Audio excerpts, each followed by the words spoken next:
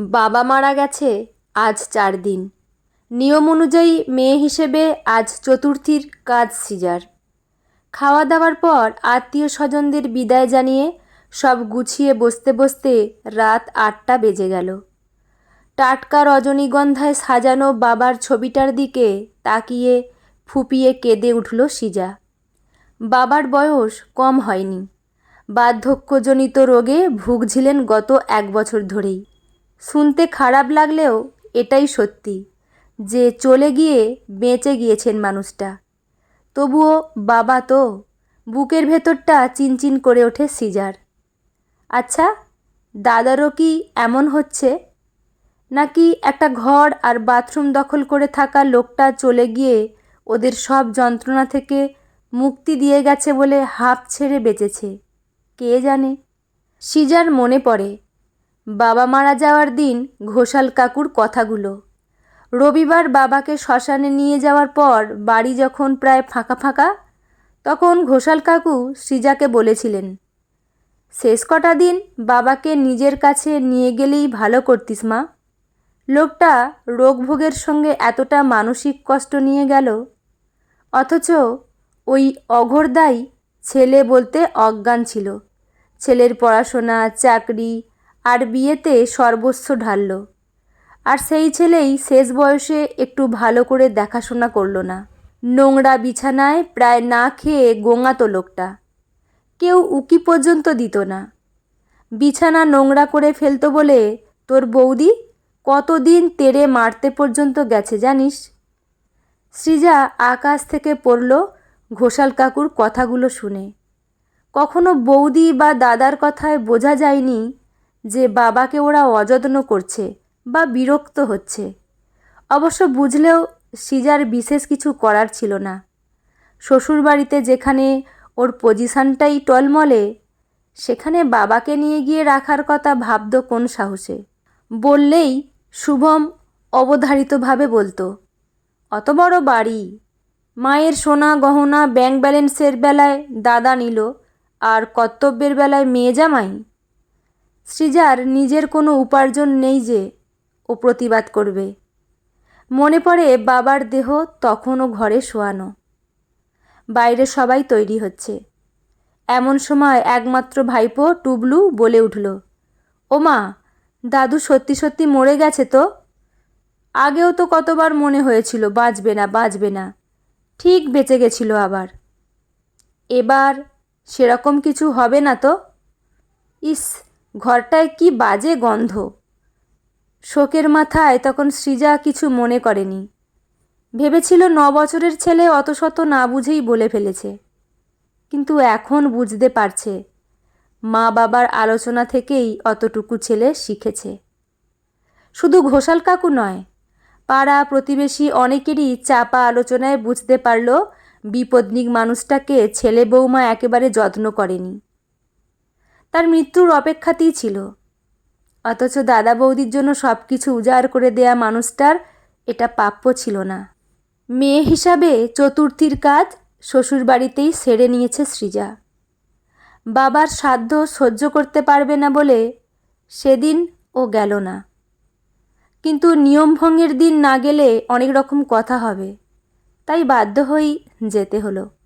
বাড়ির সামনে টোটো দাঁড়াতেই সৃজা দেখল উঠোন ছাদ জুড়ে বিরাট প্যান্ডেল। বৌদি এসে ওকে ঘরে ডেকে নিয়ে গেল। মিনিট 10-এর মধ্যেই বৌদি লুচি আর আলুর দম নিয়ে এসে বলল, কেমন বানিয়েছে খেয়ে দেখো একবার। ওহ, আমার তো কদিন ওইসব হব্বিসি খেয়ে খেয়ে আধমরা অবস্থা হয়ে গেছিল। আলুর দমটা খেয়ে তবে মুখ ছাড়ল। আর কতদিন চুলে তেল শ্যাম্পু পড়েনি, আজ শ্যাম্পু করে বাঁচলাম। দেখি রবিবার গিয়ে একটু স্পা করে আসতে হবে। তেল দেয়া যাবে না, চুল আঁচড়ানো যাবে না, এসব ফালতু নিয়ম কারা যে করেছিল কে জানে।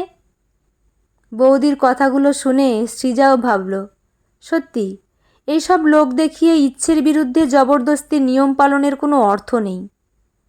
শোক পালন মন থেকে আসে, অনিচ্ছে বা বিরক্তি নিয়ে কোনো মানুষকে শ্রদ্ধা জানানো যায় না, সে নিয়মের কোনো মানেও হয় না। তারপর বৌদি ছেলেকে ডেকে বলল, এই টুবলু, কি একটা ম্যারমেরে জামা পরে আছিস? বাড়ি ভর্তি লোক। মামার বাড়ি থেকে যে লাল গেঞ্জিটা ঘাটে উঠতে দিয়েছে ওটা পর। আরে বুড়ো দাদু ঠাকুমার শ্রাদ্ধে নাতি নাতনিদেরই তো আনন্দ।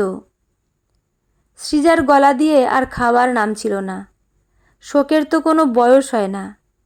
কোনো শ্রাদ্ধানুষ্ঠান আনন্দের হতে পারে? নিজের মা বাবা না হলেও এভাবে কি বলা যায়? দুপুরে বাবার ফাঁকা ঘরটায় মেঝের ওপর বসেছিল ও চুপ করে। শেষবারের মতো বাবার গন্ধটা আঁচলে শুষে নিতে চাইছিল। এমন সময় রাস্তায় ঘোষাল কাকুর গলা শুনতে পেল। কাকু কাকে যেন বলছেন। ওহো, বাবার কাজ কিভাবে করতে হয় দেখিয়ে দিল সৃজন। 5 রকম মাছ। অঘোরদার পছন্দের সবকটা আইটেম করেছে। 600 টাকা পার হেড প্লেট। মুখের কথা, এরকম খরচা করার দর আছে। অন্যজন উত্তর দিলেন, আর রান্নাও হয়েছিল তেমন। 3টে স্পেশাল রাঁধুনি এনেছিল। সত্যি অঘোরদার ছেলে ভাগ্য খুব ভালো। সৃজা থ হয়ে গেল। 10 দিন আগের বলা কথাগুলো 5 রকম মাছ আর 3 রকম মিষ্টি তাহলে ভুলিয়ে দিল। যে চলে যায় সত্যি তার আর দাম থাকে না। শুধু যারা বেঁচে থাকে তাদেরই দাম থাকে। সত্যি, তাহলে মানুষ খেতে পেলে সব ভুলে যায়। মানুষের এত দ্রুত গতিতে পরিবর্তন দেখে সৃজা কাঁদতেও ভুলে যায়। বিকেলের আগে আগে দাদা একটা থালায় খাবার সাজিয়ে এনে সৃজার সামনে ধরে বলে, বনু, পাবদা মাছটা খেয়ে দেখ। বাবার মারা যাওয়ার পরের দিনই স্পেশাল করে অর্ডার দিয়ে রেখেছিলাম আগে থাকতে। আর বাবার কাজে দই ইলিশ রঘুকে দিয়েই রান্না করাবো ঠিক করেই রেখেছিলাম। টেস্ট করে দেখ একবার। অগোছালো আঁচল গুছিয়ে উঠে সৃজা বাবার ছবিটা বুকে নিয়ে বলল, এত রান্নার গন্ধে বাবার বদহজম হবে রে। বহুদিন তো ভালো মন্দ পাইনি, এখন আর সহ্য হবে না। ওসব বরং তোরাই খাস। আমি বাবাকে নিয়ে গেলাম। আর হ্যাঁ, এখন এত আয়োজন না করে বেঁচে থাকতে একটু যত্ন করে ভালোবেসে যদি জল বাতাসাও মানুষটাকে দিতিস, তোর খানিকটা পুণ্য হতো। মরা গাছে জল ঢাললে কি আর গাছ বাঁচে? সত্যি, বাবা মা বেঁচে থাকতে সামর্থ্য অনুযায়ী তাদের যত্ন করুন, ভালোবাসুন। আমরাও একদিন বৃদ্ধ হব, অথর্ব হব, আমাদেরও ওই দিনটা আসবে। তাদের ওপর বিরক্ত হওয়ার আগে নিজের ভবিষ্যৎ ভাবুন। রক্ত মাংসের ভগবান দুটিকে অবহেলা করে দেশ শুদ্ধ লোককে পেট পুড়ে খাওয়ালে হয়তো বদনাম ঘোচাতে পারবেন, কিন্তু পাপ মুছতে পারবেন না। যে বাবা মা না খেয়েও সন্তানকে খাইয়ে তৃপ্তি পান, সেই বাবা মাকেই বৃদ্ধ বয়সে দুমুঠো খাবারের জন্য চোখের জল ফেলতে হয় কেন? ভাই বোনদের মধ্যে বাবা মা ভাগের হয়ে যায়, কিন্তু বাবা মা তো সব সন্তানকেই সমান আদর যত্ন দিয়ে বড় করেন। পৃথিবী চেনালেন যে দুটো মানুষ, এই দুটো মানুষের ভার এত বেশি মনে হয় কেন সন্তানদের কাছে? নিজেরাও তো সন্তানের বাবা মা। ভেবে দেখবেন, এমন দিন ভবিষ্যতে ঘুরে আপনার ঘরেও আসবে না তো? বন্ধুরা, গল্পটি এখানেই সমাপ্ত। আপনাদের কেমন লাগলো, কি মতামত কমেন্ট করে জানাবেন। লেখা পার্বতী মোদক, পাঠে আমি রিমি। দেখা হচ্ছে পরের কোনো গল্প নিয়ে। ভালো থাকবেন। ধন্যবাদ।